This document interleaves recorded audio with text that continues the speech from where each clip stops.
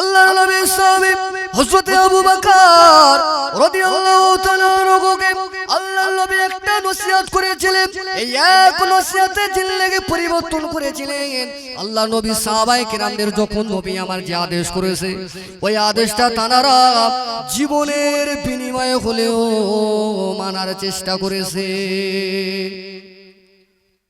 হযরত আবু বকর রাদিয়াল্লাহু তাআলা আনহু আল্লাহর নবী আমার বললেন, ও বাবা আবু বকর, আমি রাসূলুল্লাহ তোমাকে নসিহত করলাম বাবা, এই মক্কার জমিন ছেড়ে দিয়ে একদিন আমাদেরকে হিজরত করে বাবা মদিনায় চলে যেতে হবে বাবা। আবু বকর, সেই দিনে আমি রাসূলুল্লাহ আমার সঙ্গী বাবা আপনি হবে। একটাই নসিহত করেছে রাসূলুল্লাহ। আবু বকর রাদিয়াল্লাহু তাআলা আনহু আল্লাহর নবীর এই কথা শুনে বাড়িতে চলে গেলেন। এখান থেকে 1 মাস 2 মাস 3 মাস 4 মাস 5 মাস 6 মাস কেটে গেল। আল্লাহ রাসূলকে আল্লাহ পাক রাতের বেলা আদেশ করলেন, আল্লাহ পাক আল্লাহর নবীকে রাতের বেলা আদেশ করলেন, বললেন, হে আমার নবী, আপনি এবারে মক্কার জমিন ছেড়ে দিয়ে মদিনা শরীফে হিজরত করেন। আল্লাহ নবী আমার গভীর রাত্রিতে আবু বকরের বাড়ি চলে গেলেন। আবু বকরের বাড়িতে যাওয়ার সঙ্গে সঙ্গে নবী আমার ছোট্ট করে সালাম দিয়ে আবু বকর হুজুরকে ডাক দিলেন। আবু বকর হুজুরকে ডাক দেওয়ার সঙ্গে সঙ্গে ছোট্ট করে ডাক দেওয়ার কারণে আবু বকর হুজুরের ঘরের দরওয়াজা খুলে যায়। বলুন সুবহানাল্লাহ। আল্লাহ নবী আমার বললেন, ও বাবা আবু বকর, রাতের বেলা কি বাবা আপনি ঘুমান না?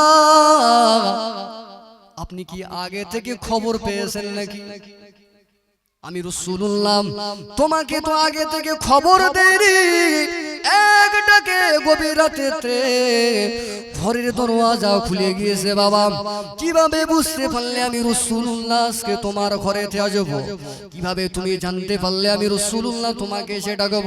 ওই সময় আবু বকর বলেছিলেন, ইয়া রাসূলুল্লাহ, ইয়া হাবিবাল্লাহ, আজ থেকে 6 মাস আগে আমি আবু বকর, আমাকে আপনি নসিহত করেছিলেন, ও বাবা আবু বকর, দ্বীন ইসলাম প্রচারের জন্য আমি রাসূলুল্লাহ দ্বীন ইসলাম প্রচারের জন্য মক্কা ছেড়ে মদিনায় হিজরত করব। ওই দিনে বাবা আপনি আমার সঙ্গী হবেন। ইয়া রাসূলুল্লাহ, ইয়া হাবিবাল্লাহ, সেই দিনে ওই কথাটা শ্রবণ করে আমি আবু বকর বাড়িতে প্রতিদিন রাতের বেলা বিছানা, আরামের বিছানা ছেড়ে দিয়ে আপনার হুকুমের জন্য ঘরের দরওয়াজায় পিঠ লাগিয়ে না ঘুমিয়ে দাঁড়িয়ে থাকতাম। বলেন সুবহানাল্লাহ, আরো জোরে বলেন সুবহানাল্লাহ।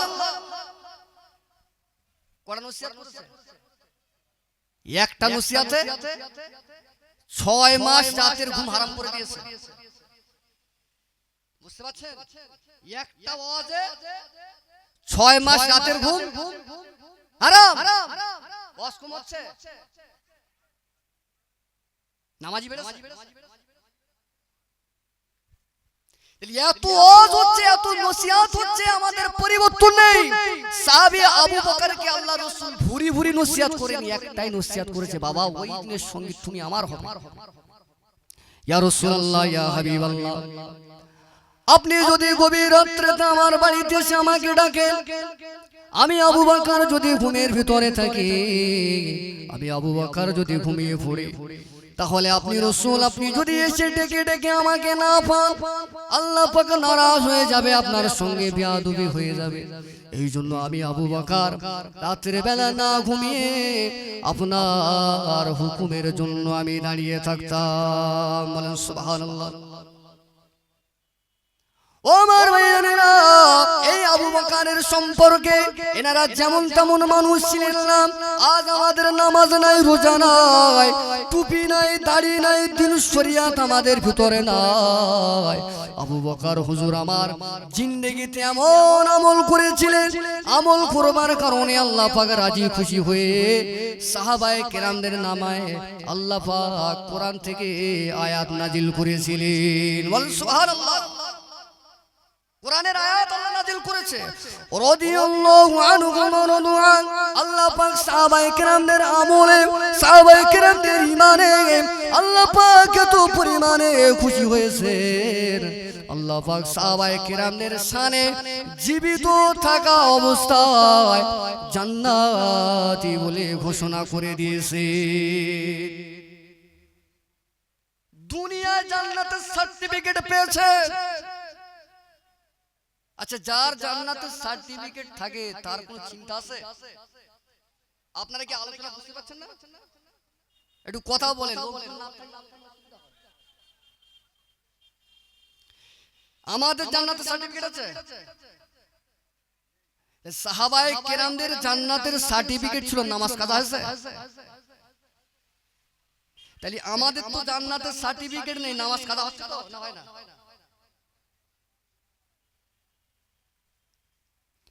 আমার ভাইজানেরা, ভুল আমার বুঝবেন না। আল্লাহ পাক, আল্লাহর রাসূল আমার, দয়ার নবী আমার, আল্লাহর নবী জানিয়ে দিয়ে দিলেন, ও আমার সাহাবায়ে কেরামেরা, ও আমার উম্মতেরা, আমি রাসূলুল্লাহ জানিয়ে দিয়ে দিলাম আমার সাহাবীরা জান্নাতি। নবী আমার গুনে গুনে 10 জন সাহাবীকে জান্নাতি বানিয়েছিলেন, জান্নাতের সার্টিফিকেট দিয়েছিলেন।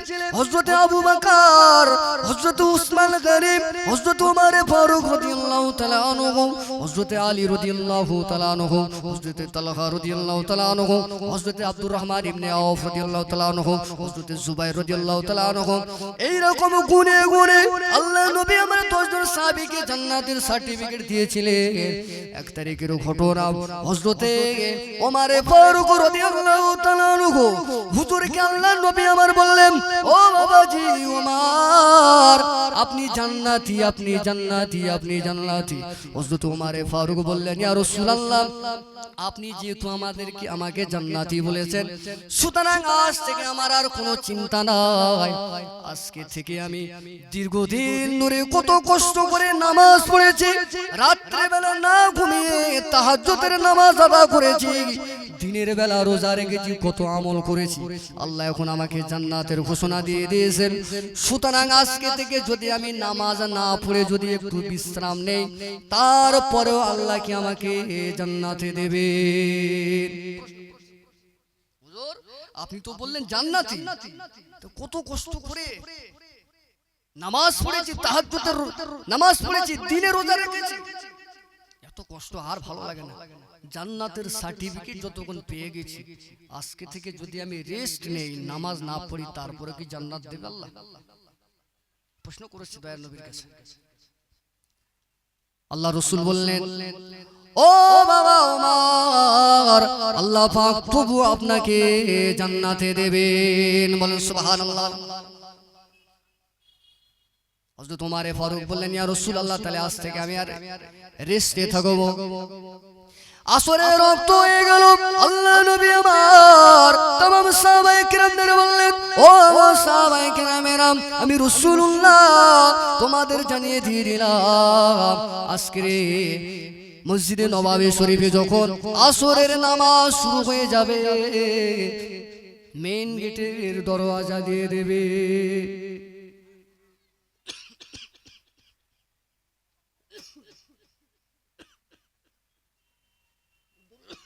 আল্লাহুম্মা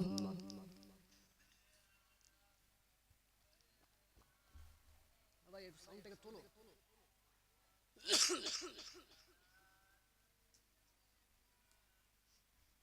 একটু কাশির সমস্যা স্যার, সাউন্ডটাকে তোলো।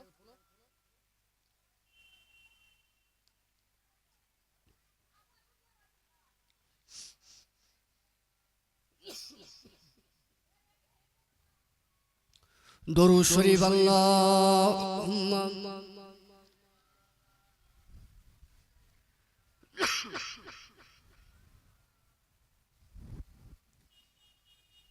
যে কথা বলছি,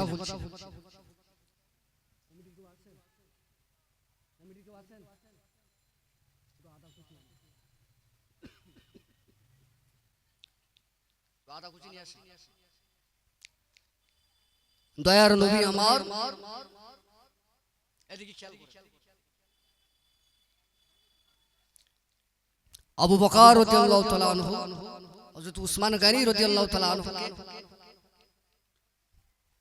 ওমর ফারুক রাদিয়াল্লাহু তাআলা আনহুকে আল্লাহ রাসূল বললেন, তারপরও আল্লাহ আপনাকে জান্নাতে দেবে।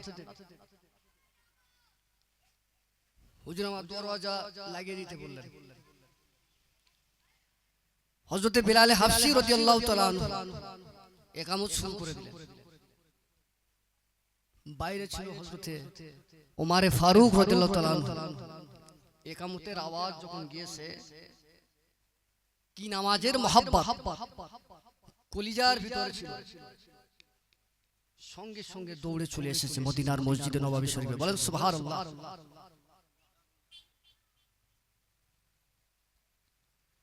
মদিনার মসজিদে নববী শরীফে এসে সঙ্গে সঙ্গে দরজা খুললেন।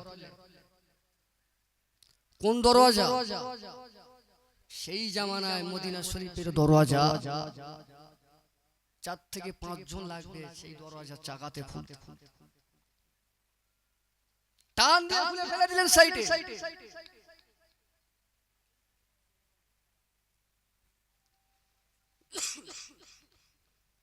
নামাজের কাতারে ঢুকে গেলেন। নামাজ আদায় করলেন। নবী আমার সালাম ফিরে দেখছে হযরত উমর নামাজের কাতারে দাঁড়িয়ে রয়েছেন। বলেন সুবহানাল্লাহ। সাহাবায়ে কেরামের অবাক। আল্লাহ রাসূল ওমরকে ডাকছে, বাবা ওমর কাছে এসো, একটু কাছে এসো।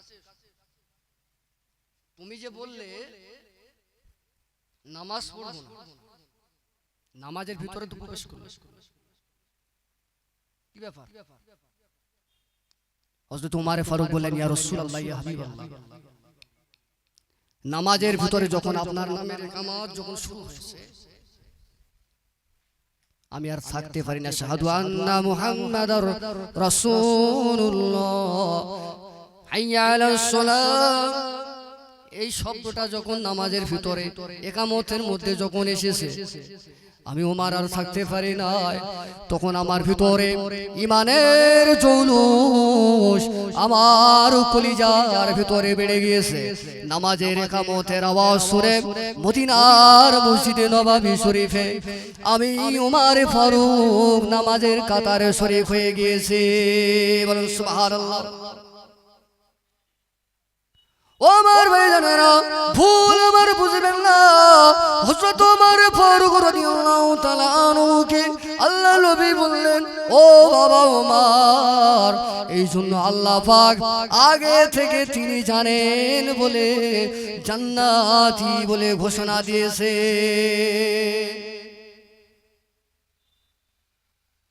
আজ আমাদের এলাকার মসজিদগুলো হলো পাকা। আজ থেকে 20 বছর আগে, 50 বছর আগে এলাকার মসজিদগুলো ছিল জরাজীর্ণ। এলাকার মসজিদগুলো ছিল তালপাতার সাওয়াম। মসজিদে যে মুসল্লিগুলো ছিল, নামাজিগুলো ছিল, সবাই কিন্তু পাকা। হিন্দুস্তানের জমিনে খাজা গরিবে নওয়াজ আজমেরি হাসান সঞ্জারি রহমাতুল্লাহ আলাইহি হিন্দুস্তানের জমিনে যখন এসেছিলেন, তখন এখনকার মতো তখন অতীতে এত মসজিদ ছিল না। খাজুর গাছের পাতা দিয়ে মসজিদের ছাউনি তিনি করেছিলেন।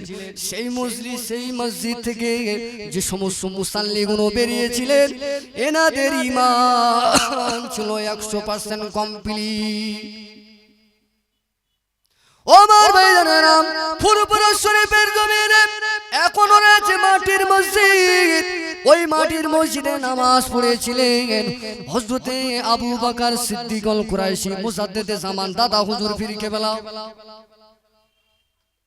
তাই তো মাটির মসজিদ, দাদা হুজুর পীর কেবলা মাটির মসজিদে নামাজ পড়ে আল্লাহর বড় ওলি হয়েছে। তখন এত ইলেকট্রিকের পাকা ছিল না, হাত পাকা তাও ছিল, কিন্তু ছিল না। আজ 2024 সালে এলাকার মসজিদগুলো 2তলা 3তলা মসজিদ, মসজিদে এয়ার কন্ডিশন এসির ব্যবস্থা হয়েছে। ইলেকট্রিক পাকা আরাম আয়েশের জন্য, আরাম আয়েশের সঙ্গে নামাজ আদায় করবার জন্য মসজিদে ইলেকট্রিক এসির ব্যবস্থা ব্যবস্থা হয়েছে, তারপরেও মসজিদে মুসাল্লি বেড়েছে বলে মনে হয়।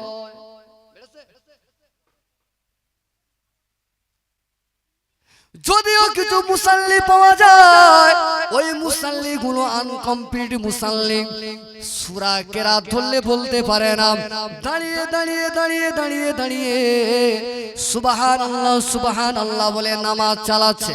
আমি বোঝাতে চাইছি এটাই, এখনকার মসজিদগুলো হলো এয়ার কন্ডিশনের মসজিদ। এই মসজিদের মুসাল্লি গুলো হলো কাঁচা, এদের ঈমান দুর্বল। অতীতে মসজিদগুলো ছিল কাঁচা, তাদের ঈমান গুলো ছিল 100% কমপ্লিট। এজন্য আমাদেরকে সমীক্ষা করতে হবে, ভাবতে হবে আমি কে, কেন এখানে এসেছি, এরপরে আমি যাব কোথায়, সেখানে আমার কাজ কি। আজ মসজিদে আজান হয়ে গেলে মুসলমানের খুঁজে পাওয়া যায় না। ও আমার বাজি ভাইয়ানেরা,